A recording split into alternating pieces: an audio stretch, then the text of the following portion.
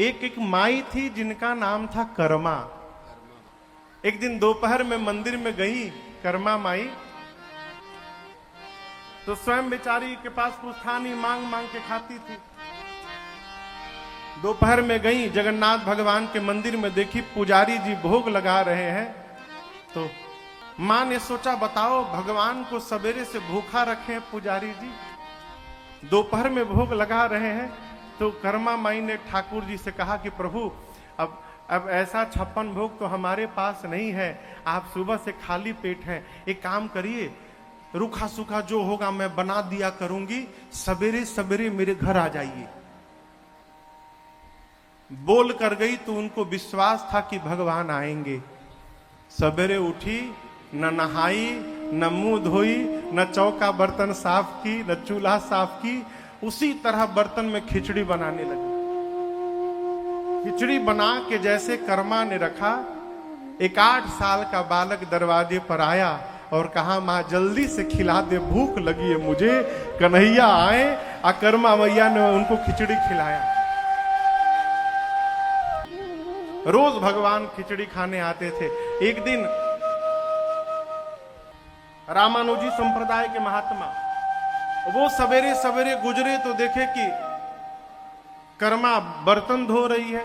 तो पूछे कि अरे तुम इतने सवेरे भोजन खा ली? बोले नहीं तो कन्हैया आता है ना भोजन करने। तो बोले हाँ इतनी बड़ी तुम भगत हो कि तुम्हारे यहाँ भगवान 56 भोग छोड़ के खिचड़ी खाने आएंगे। तो बोले ऐसे तू भोजन करा देती है? तो बोली कैसे करना चाहिए? बोले तुम नहाई हो, पहले खुद स्नान करो, स्नान करने के बाद चौका बर्तन साफ करो, शुचिता लाओ, साफ आंगन साफ करो, स्नान करो, उसके बाद पवित्रता पूर्वक प्रणाम करके भोजन बनाओ, तब भगवान को भोग लगाओ। अब अगले दिन टाइम से भगवान आए तो देखे कर्मा जी अभी झाड़ू लगा रही हैं। फिर भगवान चले गए, चलो आधे घंटे बाद आऊंगा, अभी देरी है। फिर आधे घंटा बाद पहुंचे तो देखे स्नान करके आई हैं, फिर चले गए।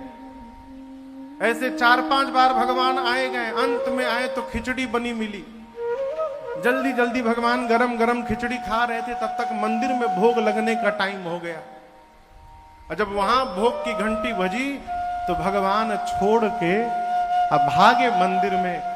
पुजारी जी जब मंदिर का पट खोले भोग लगाने के लिए तो देखते हैं जगन्नाथ भगवान के मुख में और उनके दाहिने हाथ में खिचड़ी लगा हुआ है विग्रह में। पुजारी जी बोले प्रभु ये 56 भोग छोड़ के कहां कहां घूम के पा रहे हैं खिचड़ी? ठाकुर जी ने कहा कि मैं कर्मा बाई के यहां भोजन करने जाता हूं और उस महात्मा से बोलो कि जाकर जो ज्ञान उपदेश दिया है उस ज्ञान उपदेश को वापस ले। पहले मेरी माई से सारा नियम बिगाड़ दिया मेरा। वो जैसे भोग लगाती है वही उसकी असली विधि है। पुजारी जी को उन संत को बुलाया गया। पुजारियों ने कहा ठाकुर जी की आज्ञा है, आपने जाकर क्यों कहा कर्मा बाई से? जाकर उनसे वापस कहिए कि जैसे भोग लगाती थी वैसे भोग लगाएं। महात्मा गए कर्मा बाई के पास, जाकर बोले देखो कर्मा तुम एक काम करो, तुम जैसे लगाती थी तुम वैसे ही लगाया करो। कर्मा बाई बहुत प्रसन्न हुई, बोली आपने बड़ी समस्या समाप्त कर दी। आज मेरे कन्हैया को विलंब हो गया, कल से टाइम से भोग लगाऊंगी। एक काम करिए, आज भी आप भी बैठ जाइए, यहीं रुकिए, कल सुबह कन्हैया के साथ भोजन करिएगा। महात्मा ने कहा कर्मा अभी तुम्हारी जैसी पात्रता मेरी नहीं हुई है। तुम कन्हैया को भोजन करा सकती हो, लेकिन मैं कन्हैया के साथ बैठकर भोजन नहीं कर सकता हूं, मैं उस योग्य नहीं हुआ हूं, तुम ही उनको भोजन कराओ। और जब तक मां कर्मा जीवित रही तब तक भगवान कन्हैया कृष्ण जगन्नाथ उनके यहां भोजन करते रहे। आज भी जब जगन्नाथ भगवान को भोग लगता है तो सबसे पहले खिचड़ी जाती है और कहा जाता है प्रभु ये कर्मा बाई की खिचड़ी आपको भोग में लाया गया है, इसको भोग पाइए ना। आज भी वही खिचड़ी का भोग लगता है। तो यदि कर्मा के बुलाने से भगवान आ सकते हैं, हमारे बुलाने से क्यों नहीं आ सकते हैं वो? है हम कभी भगवान को बुलाने मंदिर में जाते ही नहीं है।